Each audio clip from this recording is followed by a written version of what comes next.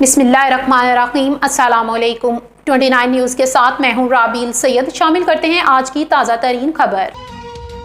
वफाकी वजीरों और वुज़राए मुमलिकत और मुशीरों की तनख्वाहों में 188% तक इजाफा किया गया है।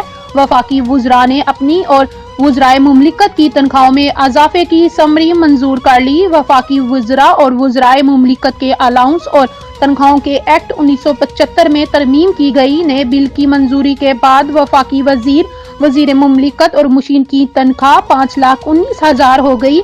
इससे पहले वफाकी वजीर की तनख्वाह 2 लाख और वजीर मुमलिकत की 1,80,000 थी।